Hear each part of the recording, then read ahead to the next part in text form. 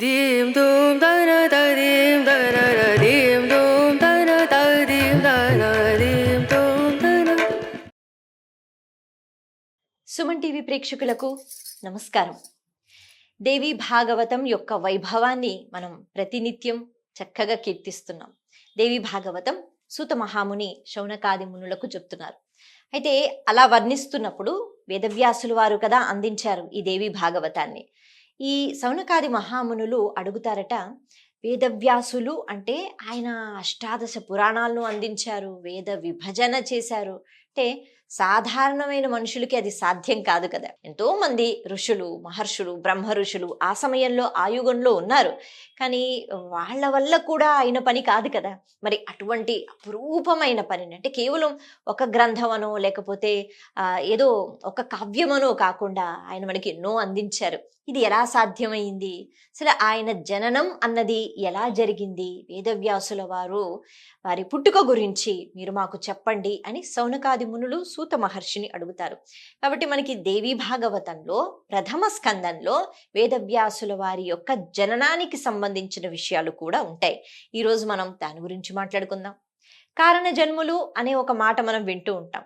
అంటే ప్రకృతిలో జరిగే కొన్ని ప్రక్రియల గురించి, అంటే కొన్ని పనుల గురించి ఇది ఇలాగే ఎందుకు జరుగుతుంది అని మనం ప్రశ్నించలేము, ఎందుకంటే వాటికి సమాధానాలు దొరకవు. బట్టి నిప్పు అన్నది అలాగే ఎందుకు ఉంటుంది, ఆ నిప్పు అన్నది ఎప్పుడు వేడిగానే ఎందుకు ఉంటుంది అంటే దానికి సమాధానం ఉండదు. భగవంతుడు కొన్నిటికి అటువంటి శక్తులు ఇచ్చి అలా నిర్ణయం చేస్తారు.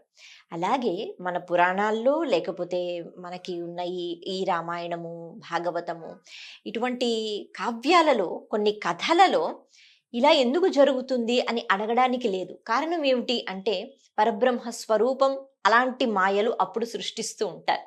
మాయా అనే మాట మనం వింటూ ఉంటాం కదా. ఆ మాయా అన్నది ఉండటం వల్ల ఎన్నో కర్మలు జరుగుతూ ఉంటాయి. శ్రీకృష్ణుని అద్భుతమైన లీలలు అని అంటూ ఉంటాం. మనం మనుషులు ఏమైనా చేస్తే ఇది నా లీల అని మనం అనం, ఇది నేను చేసిన పని. అది బాగున్నా బాగుండకపోయినా, ఎవరైనా మెచ్చుకున్నా లేకపోయినా, అద్భుతంగా ఈ పని చేశావు, ఎంత బాగా చేసావో కదా అని ఎవరైనా మనల్ని అంటారు. అంతేకాని ఇది నీ లీల అని అనరు. అది కేవలం భగవంతుడికి సంబంధించిన పదం. అంటే ఆ లీలలు ఎలా ఉంటాయి అంటే మనుషులం మనకి అర్థం కావు, ఇది పూర్తిగా భిన్నంగా ఉంటాయి. అలాగే భగవంతుని యొక్క మాయ అంటే ఆ మాయ వేరు, అదేదో ఉన్న పదార్థాన్ని మాయ చేసేయటం కాదు, అది పూర్తిగా వేరు. అందుకే భగవంతుడు ఏది ఎప్పుడు ఎలా జరిపించాలో అలా జరిపిస్తూ ఉంటారు, దానికి తిరిగి మనం ప్రశ్నించటానికి లేదు.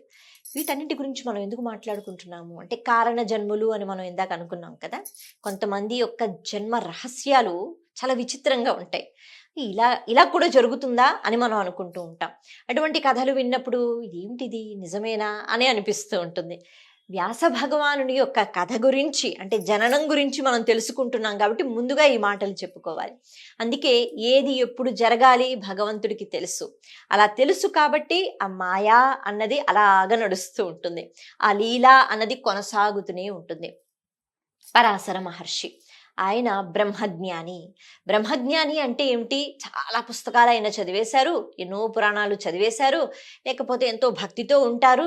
ఇది మాత్రమే కాదు, బ్రహ్మజ్ఞానులు అంటే అంతటా పరమేశ్వరుణ్ణి చూడటం అలవాటు చేసుకోవడం. ఇది చెప్పినంత తేలిక కాదు, ఇది విన్నంత తేలిక కాదు, ఇది ఆచరించటం చాలా కష్టం. మనకి నచ్చిన వాళ్ళతోనే మనం ఎక్కువ ఉండాలనుకుంటూ ఉంటాము, వాళ్ళలో పరమాత్మని చూడమంటే చూస్తాం, కానీ నచ్చని వాళ్ళు కూడా ఉంటారు కదా. ఎవరు పడితే వాళ్ళని చూసి వీళ్ళలో పరమాత్మ నేనెందుకు చూస్తాను అని మనం అనుకుంటూ ఉంటాం. అంటే అలా అంతటా, అంటే ప్రతి జీవిలో, ప్రతి పదార్థంలో ఇక్కడ దేవుడు ఉన్నాడు, ఇది దేవుడు కదా, అతను భగవత్ స్వరూపం కదా, నేనే భగవత్ స్వరూపం కదా, నాలో దేవుడు ఉన్నాడు కదా అని అనుకోవడము, అలా ఆచరించటము చాలా కష్టం. వాళ్ళనే బ్రహ్మజ్ఞానులు అంటారు. అలా పరబ్రహ్మ స్వరూపాన్ని అంతటా చూడగలిగిన మహాత్ముడు, మహానుభావుడు మహర్షి పరాశర మహర్షి. ఈ పరాశర మహర్షి యొక్క శక్తి ఏదైతే ఉందో, తేజస్సు ఏదైతే ఉందో, అది ఇంకొక రూపాన్ని దాలిస్తే ఖచ్చితంగా అటువంటి ఆలోచనతో కూడుకున్న వ్యక్తి వస్తాడు. బాగా లక్ష్మీ సంపన్నులు అంటే డబ్బు ఉంటుంది, ఏం చేస్తారు, మహా అయితే దాన ధర్మాలు చేస్తారు, వెళ్ళిపోతారు. సరే బాగా విద్య ఉన్న వాళ్ళు ఉంటే ఏం చేస్తారు, విద్యను పంచిపెడతారు, వెళ్ళిపోతారు. అలా కాదు కదా. ఈ బ్రహ్మానందం ఏదైతే ఉందో, బ్రహ్మజ్ఞాన తత్వం ఏదైతే ఉందో, దీన్ని అందరికీ పంచిపెట్టగలగాలి. అటువంటి సాహసం ఎవరు చేస్తారు అంటే చాలా ప్రత్యేకంగా వాళ్ళు ఉండాలన్నమాట. అందుకే వాళ్ళని కారణ జన్ములు అంటారు. ఒక కారణంతో వాళ్ళు జన్మిస్తూ ఉంటారు. అందుకే వేదవ్యాసుల వారు కూడా ఇలా రావటము, ఇన్ని పురాణాలు మనకి అందించటము, వేద విభజన చేయటం. ఆ వేదము అన్నది బ్రహ్మగారి దగ్గర ఆ శృతి, దానివల్లే పూర్తిగా సృష్టి అనేది జరుగుతోంది. మరి అది మనందరికీ చేరాలంటే, మనం అందరం బాగా అర్థం చేసుకోవాలంటే, అలా చక్కగా ముందుకు వెళ్ళాలంటే ఎలా సాధ్యం అవుతుంది? మనకు అర్థం కాదు కదా. అందుకే ఈ వేద విభజన చేయడానికి మళ్ళీ ఎవరు వస్తారు? మామూలు మనిషి వస్తే అది జరగని పని. అందుకే కారణ జన్ముడు దిగి రావాలి. కాబట్టి పరాశర మహర్షి యొక్క సంతానంగా వేదవ్యాసుల వారు రావాలి. ఆయన బ్రహ్మజ్ఞాని, ఆయన బ్రహ్మచారి, ఆయన వివాహం చేసుకోడు. మరి ఎలా కలుగుతుంది సంతానం? దీనికి సంబంధించిన కథలోకి మనం వెళదాం. పూర్వం అద్రిక అనే ఒక అప్సరస, తనకి ఏదో శాపం వస్తుంది, తను ఒక చేపగా మారిపోతుందట. ఆ చేపకి ఒక ఆడపిల్ల పుడుతుంది. కాబట్టి ఆ ఆడపిల్ల అంటే మనిషి రూపాన్ని ధరించి కొద్దిగా చేపగా ఉంటుంది. తన పేరు సత్యవతి. తాను దాసరాజు అనే ఒక మహారాజు దగ్గర పెరుగుతోంది. ఈ మహారాజు ఎక్కడ మహారాజు అంటే చేపలు పట్టే వాళ్ళు ఉంటారు కదా, వాళ్ళందరికీ ఆయన మహారాజు అనమాట. వాళ్ళ పని ఏమిటి అంటే నదులు లేకపోతే చెరువులు అక్కడికి వెళ్ళి చేపలు పట్టడం. ఈ గంగా నది ఏదైతే ఉందో ఆ ఒడ్డుకి ఒక పడవలో అతను కూర్చుంటూ ఉండేవారు. ఎవరైనా అటువైపు వెళ్ళాలంటే ఆయన ఆ నదిని దాటిస్తూ ఉండేవారు అనమాట. ఆయన ఆ రకంగా అక్కడ ఉన్న వాళ్ళందరికీ మహారాజు. ఆయన ఈ సత్యవతిని పెంచుకుంటున్నారు. అయితే ఆ సమయంలో ఒకసారి పరాశర మహర్షి ఆ ప్రదేశానికి వచ్చారు. ఆ గంగా నది దాటాలి. కాబట్టి దాటి అటు వెళ్ళాలి అంటే ఈ నావ కావాలి. దాసరాజు అక్కడ ఉన్నారు, ఈయన వెళ్ళారు. నేను నావ దాటాలి అంటే సరే దాటిస్తానండి అన్నారు. కాకపోతే అప్పటికే ఆయన భోజనం చేయడానికి కూర్చున్నారు. మరి అలా భోజనం చేయడానికి కూర్చున్నప్పుడు మధ్యలో లేవకూడదు. సరే ఆయన చెప్పవచ్చు, నేను తిన్నాక తీసుకెళ్తానని. పరాశర మహర్షి కూడా ఏమీ అనరు. ఎవరైనా తింటుంటే మనం ఆపుతామా? ఆపం కదా. సరే తినండి అని చెప్తాం. కానీ ఆయనకేమనిపించిందంటే, ఆయన ఎవరు? సాక్షాత్తు పరబ్రహ్మ స్వరూపం పరాశర మహర్షి. ఆయన్ని అలా మీరు ఎదురు చూడండి ఒక 5 నిమిషాలు 10 నిమిషాలు అంటే బాగోదు కదా. ఆయనకు ఆ ధర్మం తెలుసు, మర్యాద తెలుసు దాసరాజు గారికి. అందుకే ఆయన బాధపడిపోయారట. సరే ఆయన కూతుర్ని పిలిచారు. అమ్మ సత్యవతి ఇటురా, ఇప్పుడు ఈ నావ నువ్వు దాటించు, నువ్వు ఇక్కడ కూర్చో, నేను భోజనం చేస్తున్నాను అని చెప్పి అప్పచెప్తారు. ఇలాంటివి ఎందుకు జరుగుతున్నాయంటే ఇందాక మనం చెప్పుకున్నాం, కొన్నిటికి కారణాలు ఏంటి అన్న దాని గురించి మనం ఆలోచించకుండా భగవంతుడు ఏ ఏ రూపాలలో ఎంతో ప్రయత్నం చేస్తూ మనకి ఎలా చేరువగా ఉండాలి, మనకి ఎలా అనుగ్రహాన్ని ఇవ్వాలని ఆలోచిస్తూ ఉంటాడు. ఆ ఇన్ని రూపాలు ధరించవలసిన అవసరం లేదు. అందుకే ఇప్పుడు పరాశర మహర్షి కూర్చుని ఉన్నారు, సత్యవతి ఆ నావ నడుపుతోంది. అటువంటి సమయంలో ఎప్పుడూ మోహంతో ఉండని పరాశర మహర్షి ఆ సత్యవతిని చూసి ఆయన ఒక్కసారి మోహంతో, బా ఎంత చక్కగా ఉంది కదా, ఎంత బాగుంది కదా అనే ఆలోచన వచ్చిందట. ఎందుకు రావాలి అలాంటి ఆలోచన? ఇది మళ్ళీ ఒక కదలిక, ఒక లీల, ఒక మాయా. ఎవరు సృష్టిస్తున్నారు? అమ్మవారే. కారణం ఏమిటి అంటే ఆ తరువాత ఏం జరగాలి అన్నది అమ్మకి తెలుసు, ఎలా జరిపించుకోవాలి అమ్మకి తెలుసు. అందుకే అలా జరిగితేనే ఏమవుతుంది అన్నది కూడా అమ్మకి తెలుసు. ఇదంతా లోక కళ్యాణం కోసం. కాబట్టి దీని గురించి మనం ఎక్కువగా కథలో ఏది అర్థం చేసుకోవాలో దాని మీదే శ్రద్ధ వహించాలి. ఆ రకంగా ఆయన నచ్చుకుంటారు, ఇష్టపడతారు సత్యవతిని. మరి తండ్రి గారైన దాసరాజుని కూడా అడుగుతారు. మరి వివాహం చేసుకోవడం అంటే ఇంకా వివాహం చేసుకుని గృహస్థాశ్రమంలో ఆయనే ఉండిపోరు.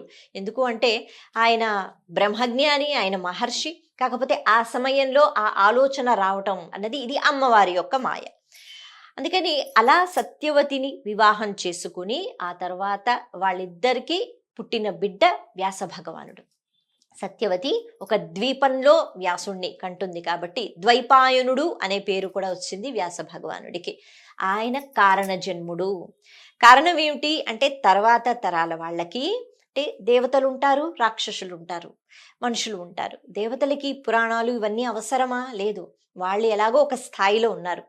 రాక్షసులకి అవసరమా? అవసరమే. కానీ వాళ్ళు వాటి జోలికి వెళ్ళరు. ఎందుకు అంటే వాళ్ళకి తరించిపోవాలని ఉండదు, రాక్షసత్వంతోనే వాళ్ళు ఉంటారు. మరి మనుషులం, మనకి మాత్రం చాలా అవసరం కదా. ఒక మనిషి ఎలా బ్రతకాలి అన్నది మనం నేర్చుకోగలగాలి. అందుకే ఇప్పుడు వేద విభజన జరగాలన్నా, ఇన్ని పురాణాలు మనకి అందించాలన్నా భగవంతుడే ఒక రూపు దాల్చి రావాలి. అందుకే వ్యాసుడు ఎవరు అంటే సాక్షాత్తు నారాయణుడే, పరబ్రహ్మ స్వరూపమే ఆ రూపంలో రావాలి. అందుకే పరాశర మహర్షి శక్తివంతుడు, బ్రహ్మజ్ఞాని, అంతటా పరమాత్మను చూడగలిగిన శక్తి ఉంది. అతని కుమారుడైతే మళ్ళీ ఆ పోలికలు ఉంటాయన్నమాట. మళ్ళీ ఆ రకంగానే కుమారుడు జన్మించాలి. అటువంటి వాడు వస్తేనే లోక కళ్యాణం కోసం ప్రవర్తిస్తాడు. అంతేకాని తాను ఏదో హాయిగా ఉండాలనో భగవంతుణ్ణి ఎన్నో కోరికలతో భగవంతుడి కోసం తపస్సు చేసి ప్రత్యక్షమైతే ఈ కోరిక ఆ కోరిక అని చెప్పి తాను హాయిగా జీవితాన్ని గడిపిన వాళ్ళు వద్దు. అందుకని వ్యాస భగవానుని యొక్క జననం ఆ రకంగా జరిగింది. ఇది చెప్పిన తరువాత సూత మహాముని శౌనకాది మునులకు వాళ్ళందరూ మురిసిపోయారట. అంటే ఈ కారణ జన్ములు అంటే కొన్ని పనులు జరుగుతూ ఉంటాయి ప్రకృతిలో, అలాగే మన వల్ల కూడా. వీటికి ఒక మూల కారణము అన్నది ఉంటూ ఉంటుంది. వాటికి ప్రతిసారి ప్రశ్నించే అర్హత మనకి ఉండదు. ఎందుకు అంటే భగవంతుడు చేసిన మాయలు అలా ఉంటాయి. వాటిని నెమ్మదిగా స్వీకరించి ఇంకా ఏదో మంచి ఉంటుందేమో ఇందులో అనే ఆలోచనతోనే ముందుకెళ్ళాలి. అందుకే మనకి దేవి భాగవతం అనే కాదు, ఏ భాగవతంలో అయినా ఏ పురాణాల్లో అయినా కొన్ని కథలు చాలా విచిత్రంగా కనిపిస్తాయి. అసలు ఇలా కూడా ఉంటుందా అన్న దాని గురించి ఆలోచన పక్కన పెట్టి ఇలా జరిగిన తర్వాత ఇది ఎందుకు జరిగింది, ఎవరి కోసం జరిగింది అన్నది ఆలోచించాలి. అలా వేదవ్యాసుల వారు కారణ జన్ములు కాబట్టి పరాశర మహర్షి యొక్క శక్తి ఆయనలో ఉంది కాబట్టి ఆయన కూడా బ్రహ్మజ్ఞాని అయి నిరంతరము సాధన చేస్తూ, విచిత్రం ఏమిటంటే ఆయన జన్మించిన దగ్గర నుంచి అంటే పిల్లవాడిగా ఉన్నాడు, చక్కగా అమ్మ గోరు ముద్దలు తినిపించింది, ఆడుకుంటున్నాడు, పరిగెడుతున్నాడు, ఇటువంటివి ఏమి ఉండవు. అలాంటి వాళ్ళ యొక్క జీవిత చరిత్ర చదివితే ఆశ్చర్యంగా ఉంటుంది. అంటే పుట్టటము అంటే ఇప్పుడులా కాదు, అలా పుట్టి పెరిగి తపస్సుకు వెళ్ళిపోయేవారు. శుకబ్రహ్మ కూడా అలాగే. అంటే వాళ్ళ జననం పూర్తిగా వేరుగా ఉంటుంది. ఇలా పుట్టాడో లేదో ఆయన తపస్సుకు వెళ్ళిపోయాట విపరీతమైన వైరాగ్యంతో. అయితే తల్లి అలా ఆశ్చర్యపోయి చూస్తూ ఉంటే తల్లితో ఒక మాట అంటాడు సత్యవతితో, అమ్మ నువ్వు ఎప్పుడైనా స్మరించుకో, నువ్వు ఎప్పుడు స్మరించుకున్నా నేను నీకు మళ్ళీ కనిపిస్తాను. కానీ ఇప్పుడు నీ దగ్గరే ఉంటూ నేను అలా చక్కగా నీతో తిరుగుతూ ఉండలేను, నేను వెళ్ళిపోవాలి, నేను తపస్సు చేసుకోవాలి, నేను జ్ఞానాన్ని పొందాలని పుడుతూనే ఆయన వెళ్ళిపోయారు వ్యాస భగవానులు. అయితే సత్యవతీదేవి మళ్ళీ వ్యాస భగవాను ఎప్పుడు పిలిచింది అంటే మహాభారతంలో దీనికి సంబంధించిన కథ మనకి కనిపిస్తూ ఉంటుంది, వినిపిస్తూ ఉంటుంది. అలా వేదవ్యాసుల వారు పుట్టిన దగ్గర నుంచే వైరాగ్య భావనతో తపస్సు చేసుకుంటే పూర్తిగా ఆయన జీవితం వేరు. అందుకే ఆయన మనకి ఇలా పరమాత్మ స్వరూపులు కాబట్టి దేవి భాగవతం కానీ మహాభారతం కానీ అష్టాదశ పురాణాలు కానీ అందించారు. సరే, ఇక వేదవ్యాసుల వారికి కూడా ఒక కుమారుడు శుకబ్రహ్మ. ఆయన యొక్క జననానికి సంబంధించి తర్వాత ఎపిసోడ్లో మనం చెప్పుకుందాం. నమస్తే.